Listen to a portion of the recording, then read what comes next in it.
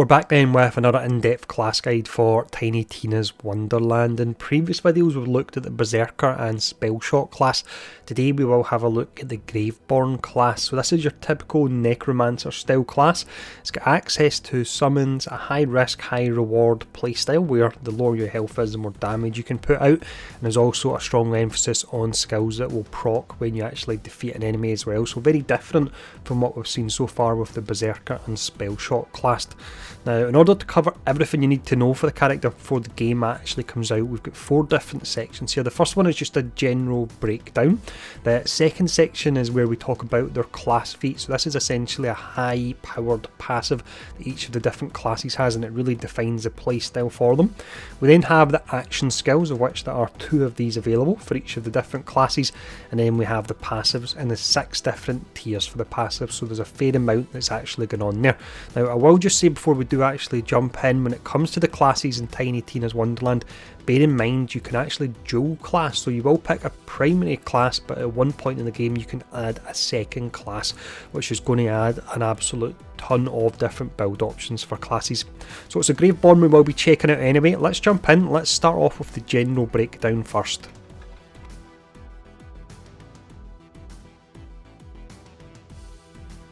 So we actually have this description here of the class from that official website. So the Graveborn is a master of kill skills, spells and dark magic. They use their Demi-Lich companion and sacrificial action skills to enact suffering upon their enemies, even at the cost of their own life force.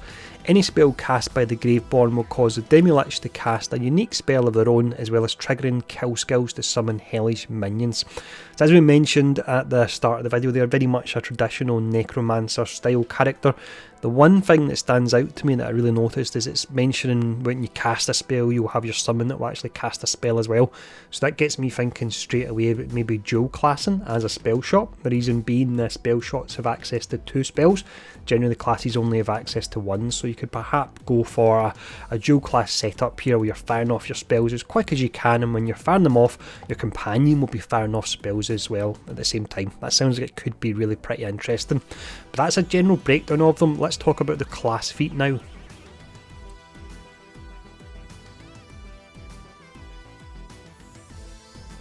The class feat, as mentioned, then is essentially a high level passive that will be active, and it really does define your character and how they play. So we've got Demi-Lich companion for this one. So the Fate Maker is accompanied by a floating Demi-Lich companion that targets enemies at range and deals dark magic damage.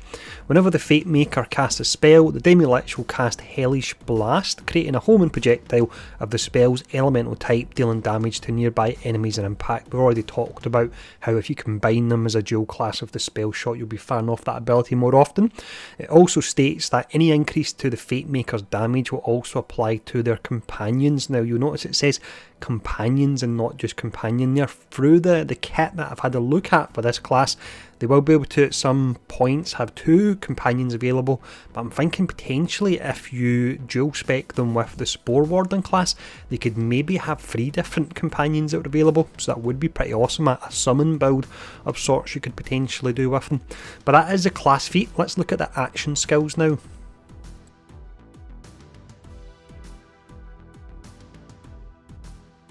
So each of the classes has access to 2 unique action skills. The first one we look at here for the Graveborn is a Dire Sacrifice action skill. So the Fate Maker sacrifices some of their current health to deal magic damage and apply dark magic status effects to all enemies nearby. So that's falling in line with the high risk, high reward setup we talked about, where you'll lose health but you'll gain additional damage. In regards to dark magic, I don't believe we have any details on what this will actually do yet, so that will be interesting to see.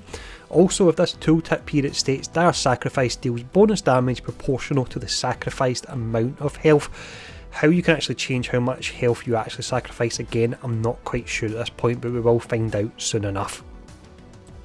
The second active skill we have here is Reaper of Bones. Now generally when it comes to Necromancer style classes and games are more of an advanced class, and it looks like in Tiny Tina's this will actually be the same as well. So if we break down the tooltip for this one here, the Fate Maker is fully healed, gains leech efficiency and deals bonus dark magic damage for a duration, but loses an ever increasing amount of health per second.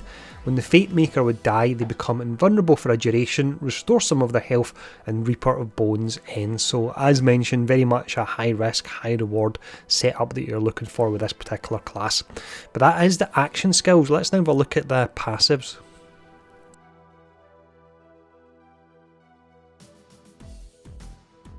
With the passives, we have 6 different tiers available here, so we'll look at a tier at a time.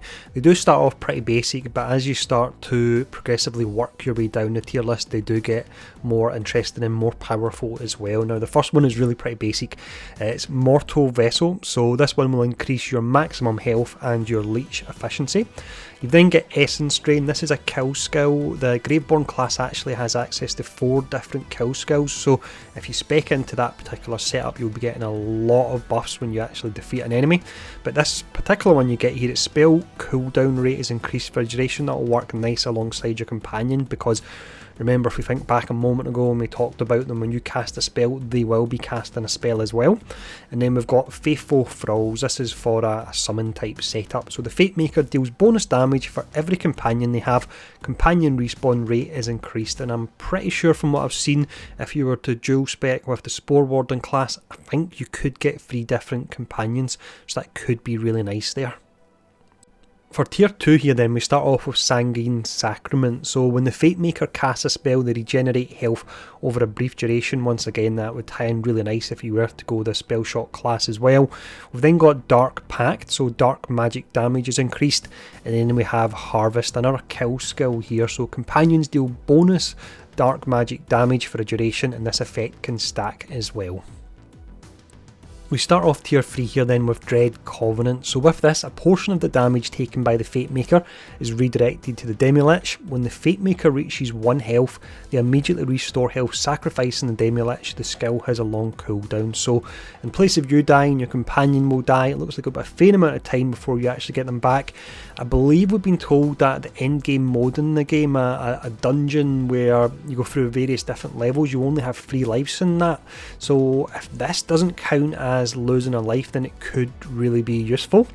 Looking at the second option we've got here, Stain of the Soul. The Fate Maker's spell deals bonus dark magic damage. Really pretty simple, that one. And then we've then got our option to get our second companion. So it's Dark Hydra. This is a kill skill once again. Chance to summon a Dark Hydra companion, dealing dark magic ability damage to nearby enemies for a duration. Moving on to tier number 4 here, we have Ascension. So this is another kill skill. Maximum health and spell damage are increased for a long duration. This effect can stack.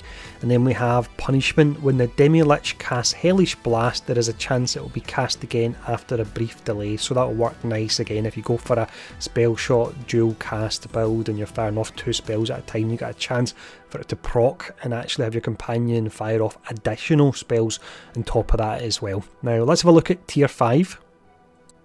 So the first passive we have here is where some of the abilities that would lower your health will really come into play. This is called Lord of Edges. So the Fate Maker gains increased damage dealt and damage reduction the lower their health. I really like that we've got that playstyle in the game. High risk, high reward. And then we have Blast Gasp. So with this one here, whenever the Fate Maker deals spell damage, there is a chance to create an explosion dealing ability damage of the spell's elemental type to nearby enemies. The elemental explosion cannot critically hit, and I think with that it is sealed. If I'm going to run this class, I'm going to run them as a spell shot as well. There's simply too much lining up for me to not do that.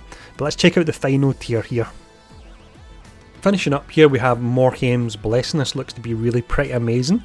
So casting a spell automatically activates all of the Fate Maker's kill skills. So one of the downsides of kill skills, if you're fighting a boss and there's no minions around, you don't get to proc it, but this will allow you to proc it when you cast a spell. And I'm going to say it once again, if you go a spell shot, you'll have the ability to cast 2 different spells. So this could be really pretty awesome.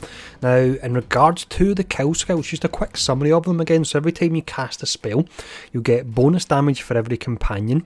You get companions dealing dark magic damage. You have a chance to summon a Dark Hydra companion, and then you'll gain increased max health and spell damage as well. So this looks like it could be a really powerful build. But that's everything you really need to know for this class. Overall, they look to be really pretty strong. You've got build options for high risk and high reward with your low health. You've got your spell setup that I've talked about a lot, and then you've got a potential companion build as well. So I really do like the look of this particular build. Let me know in the comments below what you think of this build, and also let me know who you would like for me to actually have a look at next. That's 3 characters down with 3 more to go. But let me know who you would like to see next, and thanks for tuning in, stay safe, and I'll see you all again soon.